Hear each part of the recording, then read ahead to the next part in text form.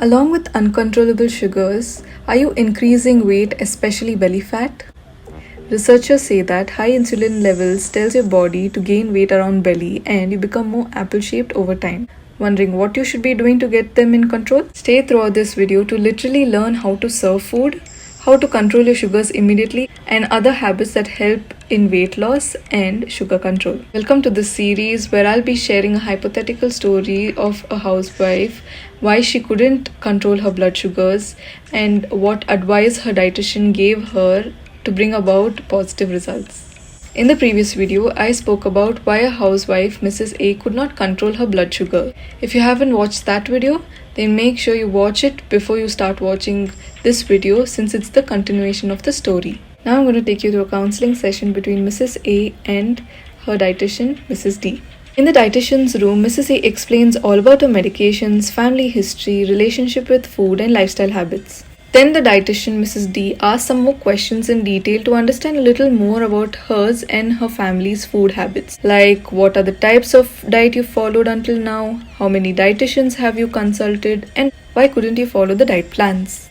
About my lifestyle, I don't have a habit of smoking, but I drink 1 to 2 glasses of alcohol every time I attend a party. I followed many diet plans like low-fat diet and low carbohydrate diet, ketogenic diet, and intermittent fasting also. Every time I start the diet, I lose weight and then again gain it back. Then I start another, then again I lose only to gain it back. I have consulted 4 to 5 dietitians in my life, and in between watched videos also and read diet related blogs to follow. I couldn't follow because I was not able to cook what they advised, or had no time to cook, or there were too many dishes to prepare.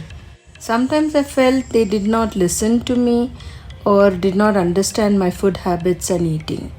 I still followed what they advised just to see some results in me, but in vain. Later, I continued to my previous eating habits.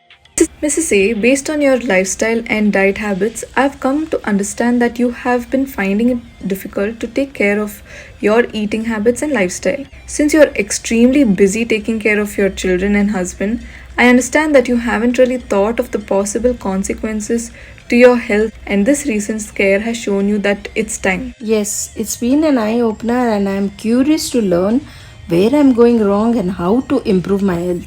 Based on our conversation until now, there are just 2 things you should focus on: your diet, that is your eating habits, and your lifestyle, like physical activity and other habits. You need to realize that food you eat should sync with the way your body digests food. That means your meals shouldn't spike your sugar and you shouldn't put on weight. So here are some ways to improve your eating and lifestyle habits. First things first, we do not want any sugar spikes after your meals. How is that?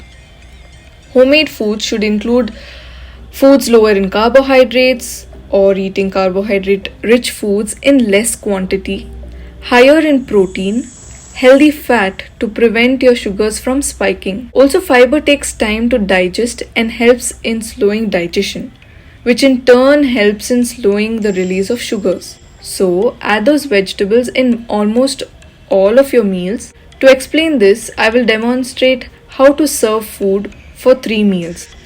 This is how your breakfast should look like. This is how your lunch should look like. This is how your tea time or snack should look like. And this is how your dinner should look like. Your main motive is to include all food groups. When you include different options and variety in your menu, you tend to reduce carbohydrate-rich foods, which indirectly helps in controlling your sugars. Balance in diet helps you to get all your nutrients your body requires for the day, which is why excluding certain food groups during dieting can cause nutritional deficiencies. Eat mindfully by asking yourself, do I want to eat this food? Is it cause I'm hungry or for my craving? Make sure there is a presence of mind every time you eat in front of your food. Enjoy your food by looking at it and eating rather than watching TV or your phone. Keep some gap in between meals. That is, make sure you have 3 meals with 5 to 6 hour gaps in between. This gives your pancreas a break and prevents overworking your insulin producing cells. Stand, move, stretch, and relax is your mantra every 1 hour. Exercise continuously for an hour, 3 to 5 times a week. As simple as it could be, after half an hour of eating food, make sure you just take a 20 minutes walk, which is more than enough.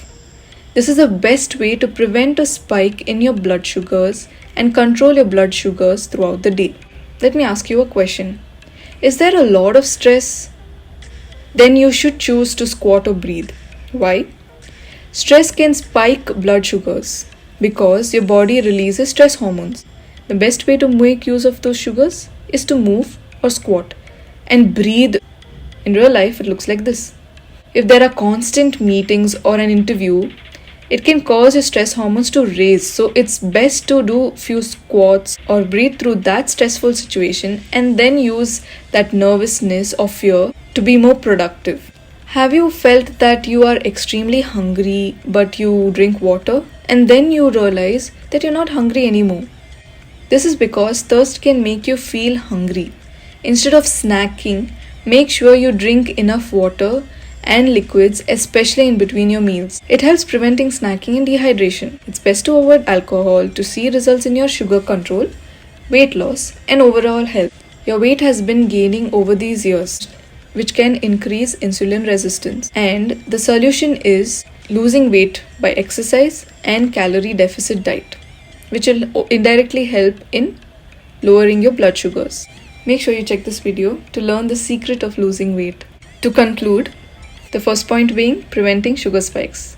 By eating the recommended amount of carbohydrates, healthy fats, calories, proteins, and balanced diet is the key. Second point is eating mindfully. Third point is maintaining gap between your meals. Fourth point being movement, exercise, and post-meal short walks are the best for steady use of blood sugars. Fifth point, no stress, squat, breathe, and relax. Sixth point, water in between your meals. No more alcohol. Seventh point being, consider managing your weight.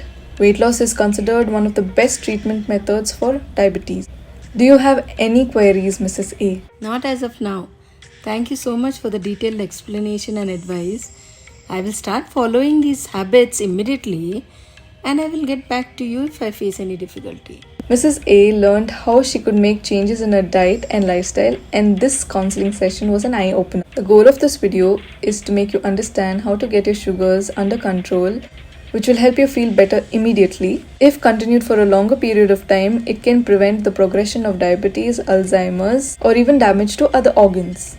Apart from Mrs. A's diet tips and lifestyle, there could be other important tips that I haven't mentioned in this video. So make sure you visit your dietitian to understand specific diet changes and lifestyle changes for your condition. To understand how these tips that were advised by a dietitian helped her to get positive results, make sure you watch the third part of this video.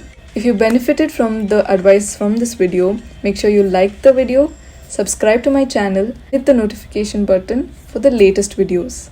Thank you for staying throughout this video and have a nice day.